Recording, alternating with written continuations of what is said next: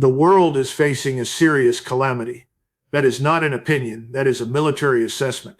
And what makes it worse is that the people making the decisions in Washington either do not understand what is happening on the battlefield, or they understand it perfectly well and simply do not care.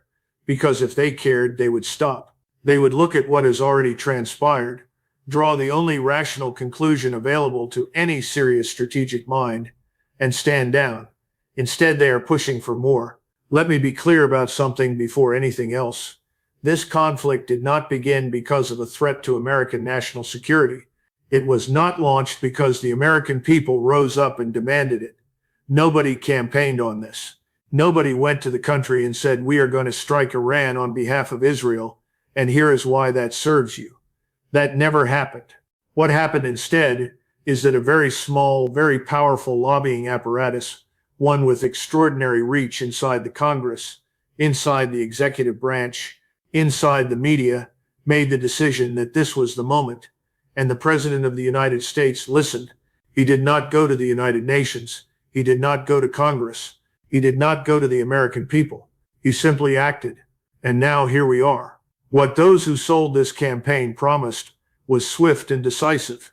They told the president that after 72 hours of sustained bombing, maybe 96, the Iranian government would collapse. The people would rise in the streets. The regime would crumble. It was presented with confidence, with maps, with intelligence assessments, with the full theatrical machinery of people who are very good at selling wars they do not intend to fight themselves. And it was always nonsense. Anyone who has spent serious time studying military history, studying the culture and the strategic depth of Persia, anyone who looked honestly at what Iran has built over the last 2 decades, they knew it was nonsense from the first briefing. The Iranians did not collapse. They did not throw up their hands. They absorbed the strikes, they adapted, and then they responded. Not with the crude, haphazard improvisation that Washington assumed would be their only option. They responded with precision, with systems that were designed specifically for this environment, systems that were built over years of patient, deliberate development, with one purpose in mind: to defeat the kind of air defense architecture that we and our Israeli partners have spent billions constructing. And those systems worked. That is the military reality that no amount of political messaging can undo. When you watch what has happened in the Persian Gulf, when you study the nature of the strikes that have been executed, what you are witnessing is a fundamental transformation of the battlefield. The age of large forward-positioned American forces operating from fixed installations as instruments of dominance and deterrence is ending, not because of politics, not because of budget constraints, because of physics, because of the trajectory of weapons technology, because an adversary with sufficient intelligence, sufficient engineering, and sufficient will can now reach those installations with munitions that our existing defenses were not built to stop. That is not a political statement. That is an engineering and tactical assessment. And it carries enormous consequences for everything we think we know about how American power works in the world. What Iran has shown the world, and this is the part that Washington refuses to absorb, is that the old calculus of deterrence through forward presence is broken. For 70 years, the logic was simple: station enough American power close enough to a potential adversary, and they will think twice before acting. The bases, the carrier groups, the airfields, they were supposed to be the visible, undeniable proof of American reach. The message was, we are already here, we are already watching, and the cost of moving against us is more than you are willing to pay. That logic held for a generation. It does not hold anymore. What Iran has demonstrated, with systems that found their targets with a precision that the architects of our air defense did not account for, is that fixed, forward-positioned forces are no longer a deterrent. In the age of precision-guided long-range munitions, in the age of systems engineered specifically to defeat layered air defense, they are targets. That is a watershed moment in the history of military power, and we are living through it right now. The military-industrial establishment in Washington does not want to hear this. The people on Capitol Hill who measure their value by the defense contracts flowing into their districts do not want to hear this. But it is true nonetheless. We are pouring $1.7 trillion into the same old force structure, the same ships, the same manned aircraft, the same forward basing model, all of which is becoming dangerously obsolete. The assembly lines are running, the money is flowing, and we are building a military for a war that no longer exists in the form we imagined it. Meanwhile, the war that does exist, the one with unmanned systems, precision hypersonics, layered strikes on hardened and dispersed targets, that war is being fought right now, and we are learning about it the hard way. If you walk into a Senate office and tell them we need to stop building a certain class of ships because they are tactically indefensible in the current threat environment, you will get one answer: there are assembly lines in my district that depend on those contracts. If you tell them we need to stop investing in certain categories of manned aircraft because the mission profile no longer justifies the cost and the exposure, the defense industry will be on every doorstep within 48 hours telling you it cannot adapt. And the sad truth is that on Capitol Hill, when you ask someone what their job is, they will tell you without embarrassment, "I am here to spend money." That is the system we have built. The men and women who created this republic 2.5 centuries ago would find that answer incomprehensible. But here we are, and the result is a defense budget of staggering size that is not purchasing the capabilities we actually need, because the capabilities we actually need would require shutting down the factories, retiring the platforms, and rebuilding the force around an entirely different conception of warfare. Nobody with a district to protect and a primary to win is going to volunteer for that fight, so we continue sinking trillions into a military design for the last war while losing the one in front of us. We would do well to remember what happened when the British cabinet made its fateful decision in the summer of 1914. The advocates of war assured everyone it would be over quickly. Churchill and a handful of others said the Royal Navy would challenge the Germans in the North Sea, the Germans would be defeated, and that would end it. When Kitchener returned from Egypt to take over as Secretary of State for War, they asked him what he thought. He told them they would need armies of millions of men, the war would last at minimum 3 years, and it would be won or lost on the European continent. Everyone in the room was dumbfounded. When he walked out, reporters asked him whether this had been a brave decision by the British cabinet. He said, "Oh yes, the bravest people in the world. They have just declared war on the largest, most powerful army in the world, and they have almost no army of their own. That is where we are now. We have decided the Iranians will simply sit there and absorb whatever we hurl at them, that they cannot really respond, that they have no effective alternatives. That calculation was wrong from the start. It has not aged well. So what are the actual options? As I see it, the president has perhaps 3 paths in front of him. The first is to do what no leader in his position wants to do, which is to stand before the American people and say, "I have decided to suspend all military operations." The humanitarian consequences of this conflict for millions of people around the world who depend on the resources of the Gulf are too severe. I am not going to punish them over our disputes with Iran. I am disengaging, and I am turning to international mediators to help resolve our differences. That is the courageous choice. That is the strategically sound choice. And it is almost certainly not the choice that will be made, because the forces that push this war into being are still in the room. And as far as I can tell, they are still calling the shots. The second option is to maintain the blockade. But you have to ask yourself, how many ships do we have? How long can we sustain this? What happens when the pressure on China becomes intolerable? Because China is an enormous consumer of Gulf energy, and they are not going to sit passively while we strangle their supply chains indefinitely. This is not a long-term proposition. It is not a strategic endgame. It is a slow escalation with no clear terminus, one that carries within it the very real risk of a confrontation with a nuclear-armed great power that we should have every interest in avoiding. The third option is the one being pushed most aggressively right now by those with the closest relationship to Tel Aviv. A further wave of strikes, this time supposedly more targeted, more powerful, more decisive than the last. The theory appears to be that if you couldn't get it right with a long and powerful wave, perhaps a short and powerful wave will succeed where the long one failed. These are, without question, some of the same people who assured us the war would be over in 4 days. The new hope being dangled involves hypersonic capabilities, systems that travel at Mach 5 or better, systems that theoretically reach beyond 1,000 miles, and are extraordinarily difficult to intercept. The theory is that such weapons could somehow turn this war around and produce Iranian collapse. I don't believe it, and I do not believe it for a simple reason. The Iranians have demonstrated consistently and clearly that they are prepared to accept damage. They are not a government that measures resolve in the way Washington imagines. They have a strategic culture that is ancient and patient and deeply familiar with siege and pressure. What they have also demonstrated is that they have capabilities of their own that have not yet been fully employed. They have promised to bring down the remaining oil infrastructure in the Gulf if this escalation continues. Think about what that means. The recovery timeline for Iraq's oil fields after the damage inflicted in previous conflicts was measured in decades. If Iran executes on that threat, we are talking about a supply disruption that would take the better part of 10 years to repair. The consequences for the global economy would be catastrophic. Not for Iran alone, for everyone, for our allies, for us. And there is something even larger happening beneath all of this that almost nobody in the mainstream conversation wants to address directly.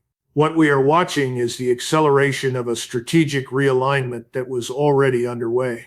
Countries across Eurasia, and I am not speaking only of China and Russia, but of many nations along that vast landmass, are drawing conclusions. They are looking at what has happened.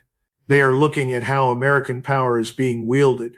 They are looking at the BRICS framework, at the alternative financial architecture that China has been patiently constructing in partnership with Russia. And they are asking themselves a serious question: which system is more reliable? Which partner is more predictable? Where is our wealth more secure? The answers they are arriving at are not favorable to us. And behind those economic calculations, there are security calculations being made as well. New military relationships are forming. Deterrence coalitions are quietly assembling. This is not alarmism. This is what happens when a great power behaves in ways that cause the rest of the world to conclude it must be guarded against. Some point to the remilitarization now underway in parts of Western Europe as evidence that our allies are stepping up, rallying to confront the threats we have been warning about.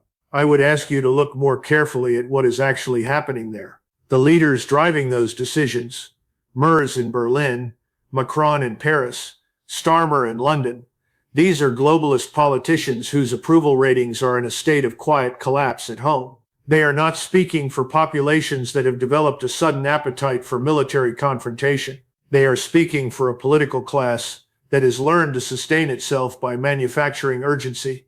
Pour money into defense, name an adversary, and suddenly you have a reason to exist. The German public is smarter than that. The broader European public is smarter than that.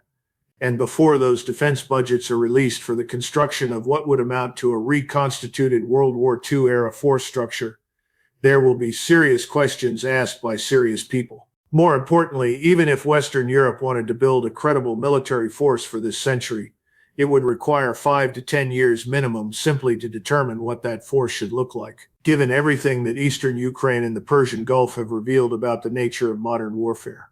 You cannot simply allocate money and manufacture capability. The thinking has to come first, and that thinking has barely begun. Russia has been attempting to play a constructive role. President Putin has indicated his government's willingness to guarantee Israeli security as part of a negotiated framework, to serve as a co-signatory alongside other major powers in an agreement that would address Iran's nuclear program through diplomatic mechanisms while providing credible security guarantees to Israel. These are not trivial offers. They represent a genuine off-ramp. Whether that offer was taken seriously in the conversations that followed, in the communications between Moscow and Washington, between Moscow and Jerusalem, I cannot say with certainty, but I know this. The window for such an exit does not remain open indefinitely. And the longer we press forward without a coherent endgame, the more we narrow our own options. The problem in Jerusalem is that Prime Minister Netanyahu understands something that shapes every decision he is making right now. What he has at this moment, this degree of control over American military assets, this level of absolute alignment from the President and the Congress, this is not a permanent condition. It is a window, and for his strategic purposes, it is a use it or lose it proposition. Either the full weight of American military power is brought to bear in a way that reshapes the region permanently in Israel's favor, or this opportunity passes and may never come again. That calculus is driving decisions that are objectively dangerous, not only for the region but for Israel itself in the long run. Because what no amount of American firepower can ultimately solve is the foundational question of how Israel will live alongside the people and the nations of that region. That question does not go away. It cannot be bombed into irrelevance. There are Israelis who understand this. There are prominent voices within Israel and among Jewish communities internationally who do not share the Netanyahu government's vision of what the future must look like. People who believe, as Ambassador Freeman argued for years, that a nation can choose a different path, that you can cooperate with your neighbor, that you can make the adaptations that coexistence demands and build something durable rather than something imposed at gunpoint by an external power. That is a legitimate vision, but it is not the vision currently driving policy. The vision currently driving policy is one of maximalist outcome achieved through American military supremacy and pursued right now in this window before the window closes. If that gamble fails, and I believe it will fail, the consequences for Israel will be severe and lasting in ways that those pushing the hardest for escalation do not appear to have seriously reckoned with. I have heard the argument made that pressuring China economically, that whatever damage we inflict on Iran redounds to our advantage in our strategic competition with Beijing. This is foolish thinking. It reminds me of senators who stood up and celebrated Russian casualties in Ukraine, as though the attrition of Russian forces was inherently good for America. It was never in our interest to harm Russia to the point of desperation. It is not in our interest to press China so hard that their leadership concludes they have no option but to deal with us militarily. The Chinese are patient. They do not want a war. Neither do the Russians. But there is a threshold beyond which even patient, rational actors conclude they have no remaining alternative. We should be deeply invested in never finding out where that threshold is.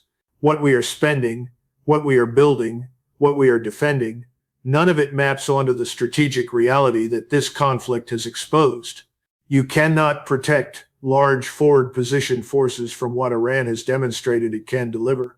It is not a matter of spending more on missile defense. You cannot build enough interceptors to neutralize the sheer volume and variety of what a determined, capable adversary can generate. The offense has, for this moment in history, outpaced the defense in a way that demands we completely rethink our force posture and our strategic assumptions. The strategic defense is becoming far more durable than the strategic offense.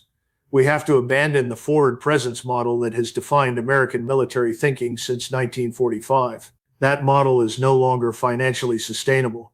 It is no longer militarily viable, and every day we cling to it, we lose more in credibility, in treasure, in lives, and in strategic position. And then there is the question of what is happening inside our own country.